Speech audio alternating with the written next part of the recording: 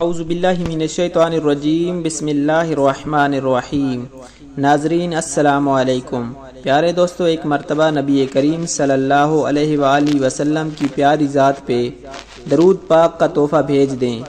دوستو، آج ہم آپ کو ایک بہت ہی پیارے صحابی کا واقعہ سنانے جا رہے ہیں۔ واقعہ بہت ہی دلچسپ اور سبق آموز ہے۔ یہ واقعہ آپ کو پورا سننا ہے جس سے آپ کا ایمان تازہ ہو جائے گا۔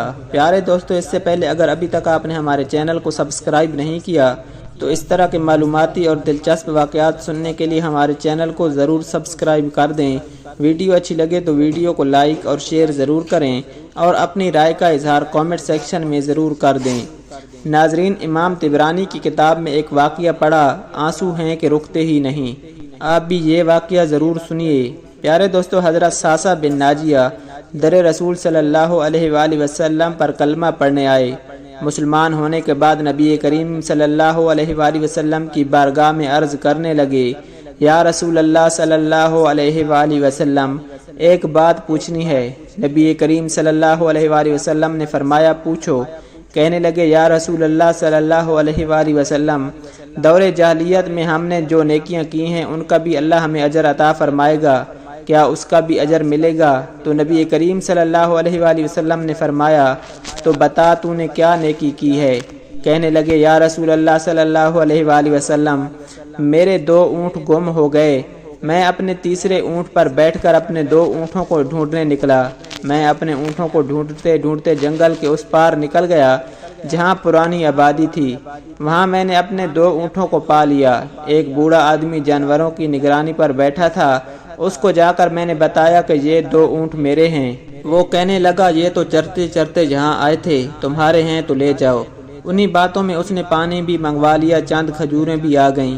میں نے پانی پی رہا تھا، کھجوریں بھی کھا رہا تھا کہ ایک بچے کے رونے کی آواز آئی۔ تو بوڑھا پوچھنے لگا، بتاؤ بیٹی آئی کہ بیٹا؟ میں نے پوچھا، بیٹی ہوئی تو کیا کرو گے؟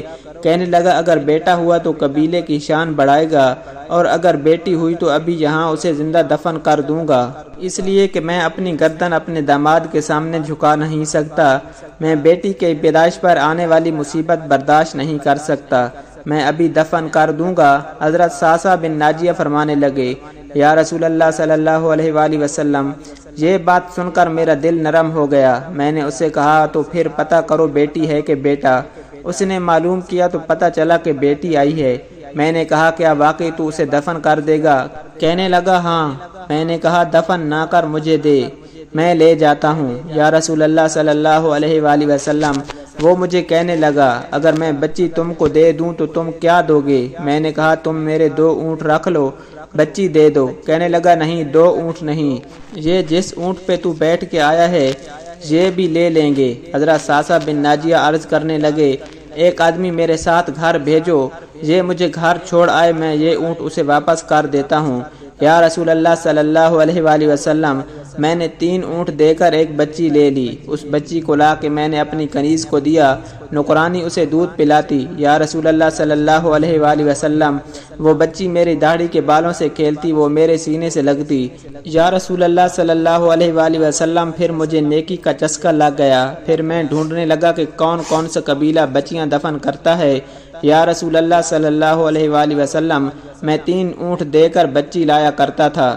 یا رسول اللہ صلی اللہ علیہ وآلہ وسلم، میں نے 360 بچیوں کی جان بچائی ہے۔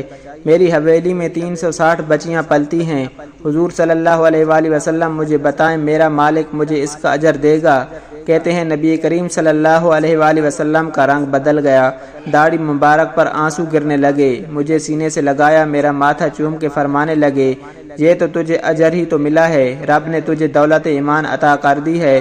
نبی کریم صلی اللہ علیہ وآلہ وسلم فرمانے لگے، یہ تیرا دنیا کا اجر ہے، اور تیرے رسول صلی اللہ علیہ وآلہ وسلم کا وعدہ ہے، قیامت کے دن رب کریم تمہیں خزانے کھول کے دے گا۔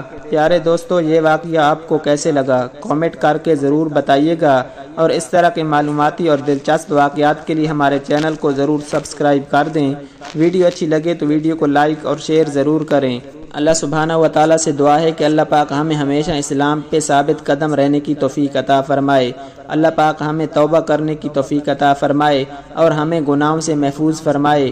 اللہ سبحانہ و تعالیٰ ہمیں 5 وقت با جماعت نماز پڑھنے کی توفیق عطا فرمائے۔ اللہ سبحانہ و تعالیٰ ہم سب کا حامی و ناصر ہو۔ جزاک اللہ۔